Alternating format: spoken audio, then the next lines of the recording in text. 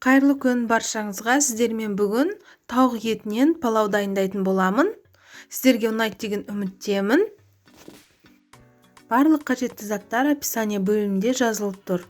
Ең алдымен бірінші тауықтың етін алып жуып аламыз. Оны қызып тұрған қазанымызда пісіреміз.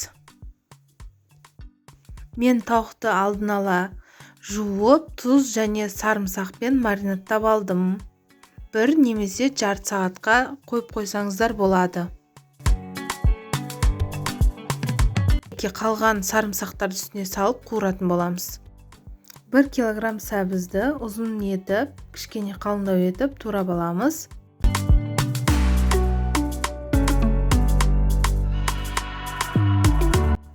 Екі дана пиязымызды екіге бөліп майдалап тураймыз.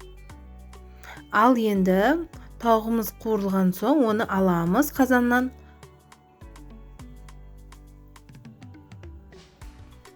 Тауықты бөлек ыдысқа салып қойып, оның орнына пиязды салып қуыратын боламыз. Пиязымыз сарғайғанша қуыруымыз қажет. Мінекей сәбізіміз турадық. Мен ноқат салам. Ноқатты алдын ала жылы суда бір түнге салып қойып қойдым. Егерде ұнатпайтын болсаңыздар, салмасаңыздар да болады. Ноқат және де майда туралған сәбізіміз саламыз. 2 немесе 3-4 минут қуыратын боламыз. Оның үстіне бөлек ыдысқа салынған тауық етін салып, су құямыз. Кішкене тауықтың еті батып тұруы қажет. Артық су құйып қоймаңыздар. Қақпағын жауып 15 минуттай пісіреміз. Тауық еті болғандықтан өте тез піседі. Алдын ала жарты килограмм күрішімізді жуып, жарты сағатқа судың үстіне салып қоямыз.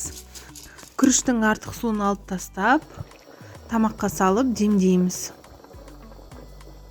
Суы тартылғанша күтеміз. Суы тартылған соң 20-25 минуттап өте баяу отта пісіретін боламыз.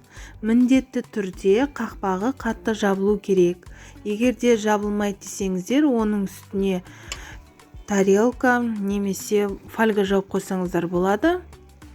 Астарыңыз дәмді болсын. Сіздерге ұнайды деген үміттемін. Менің каналыма тіркеліп, комментарий жазып, лайк баса отырыңыздар.